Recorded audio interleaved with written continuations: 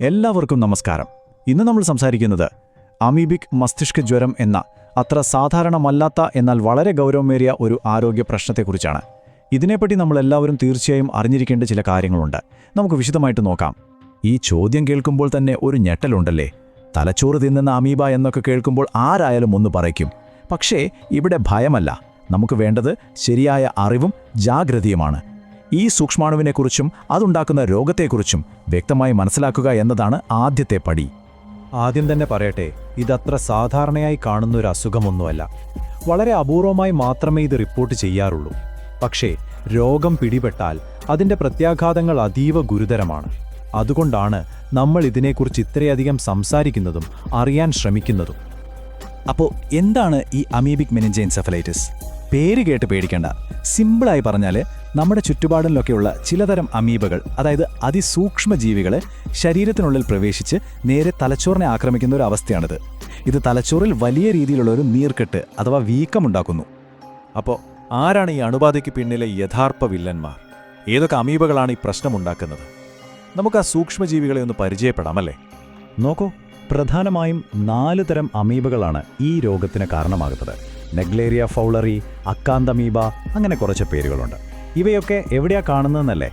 മണ്ണ്, പൊടി, പിന്നെ ശുദ്ധജലം, പ്രത്യേകിച്ച് കെട്ടിക്കിടക്കുന്ന ഇളം ചൂടുള്ള വെള്ളത്തിലൊക്കെയാണ് ഇവയുടെ താമസം. സാധാരണയായി ഇവ വെള്ളത്തിലെ ബാക്ടീരിയകളെയൊക്കെ തിന്നാണ് ജീവിക്കുന്നത്.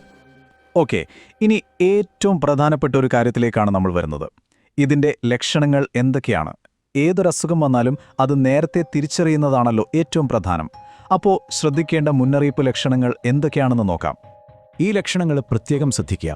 കഠിനമായ തലവേദന, നല്ല കടുത്ത പനി, ഓക്കാനം, ഛർദി, പിന്നെ ചിലപ്പോൾ ഒരുതരം മയക്കമോ അല്ലെങ്കിൽ കാര്യങ്ങൾ തിരിച്ചറിയാൻ പറ്റാത്ത ആശയക്കുഴപ്പമോ ഒക്കെ ഉണ്ടാവാം. ഇതിലൊരു പ്രശ്നം എന്താണെന്ന് വെച്ചാൽ, ഈ ലക്ഷണങ്ങളൊക്കെ ഒരു സാധാരണ വൈറൽ പനിക്കും വരാം. അതുകൊണ്ട് പലരും ഇത് അത്ര കാര്യമാക്കില്ല. അവിടെയാണ് നമ്മൾക്ക് തെറ്റുപറ്റാൻ സാധ്യത. അപ്പോൾ ഈ അമീബ ശരീരത്തിൽ കയറിയാൽ എപ്പോഴാണ് ലക്ഷണങ്ങൾ കാണിച്ചു തുടങ്ങുക? സാധാരണയായി ഒരു 5 ദിവസം മുതൽ 10 ദിവസത്തിനുള്ളിൽ ലക്ഷണങ്ങൾ കണ്ടു തുടങ്ങും. അതായത് ആ ഒരു സമയപരിധി വളരെ നിർണായകമാണ്. ഇവിടെ ഒരു കാര്യം ഞാൻ അടിവരയിട്ട് പറയാം.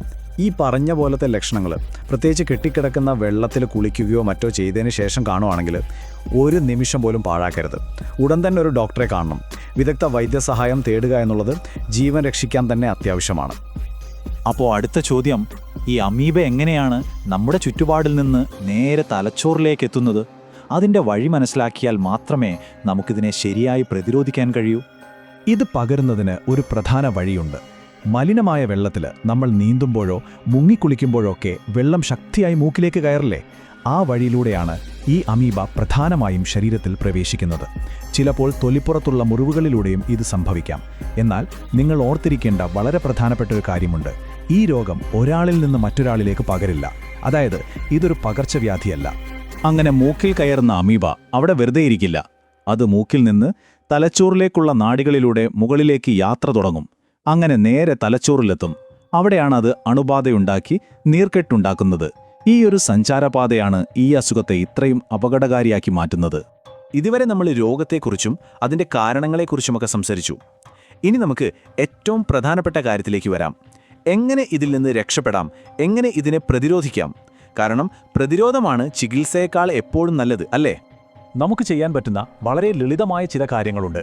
ഒന്നാമതായി, കെട്ടിക്കിടക്കുന്ന വെള്ളത്തിൽ, അതായത് കുളങ്ങളിലും മറ്റും കുളിക്കുന്നതും കളിക്കുന്നതും ഒഴിവാക്കുക. രണ്ടാമത്, സ്വിമ്മിംഗ് പൂളിലൊക്കെ പോവുകയാണെങ്കിൽ അത് കൃത്യമായി ക്ലോറിനേറ്റ് ചെയ്തതാണെന്ന് ഉറപ്പുവരുത്തുക. മൂന്നാമത്തെ കാര്യം, കുളിക്കുമ്പോഴും നീന്തുമ്പോഴും വെള്ളം മൂക്കിലേക്ക് ശക്തിയായി കയറാതെ നോക്കുക. കിണറിലെ വെള്ളം ക്ലോറിനേറ്റ് ചെയ്ത ശേഷം ഉപയോഗിക്കുന്നതാണ് സുരക്ഷിതം. പിന്നെ നമ്മുടെ വീട്ടിലെ വാട്ടർ ടാങ്കുകളൊക്കെ ഇടയ്ക്കിടെ വൃത്തിയാക്കാൻ മറക്കരുത്. അവസാനമായി, ശരീരത്തിൽ എവിടെയെങ്കിലും മുറിവുണ്ടെങ്കിൽ അത് ചെളിവെള്ളത്തിലോ മണ്ണിലോ തട്ടാതെ സൂക്ഷിക്കുക. ഇതൊക്കെ ശ്രദ്ധിച്ചാൽ തന്നെ വലിയൊരളവ് വരെ നമുക്ക് സുരക്ഷിതരാകാം. അപ്പോൾ ഒന്നോർക്കുക, ഈ രോഗം വളരെ അപൂർവമായിരിക്കാം. പക്ഷേ നമ്മുടെ ഒരു ചെറിയ അശ്രദ്ധ മതിയാകും അപകടം സംഭവിക്കാൻ. അറിവും മുൻകരുതലുമാണ് ഏറ്റവും വലിയ പ്രതിരോധം. എപ്പോഴും ജാഗ്രതയോടെ ഇരിക്കുക, സുരക്ഷിതരായിരിക്കുക.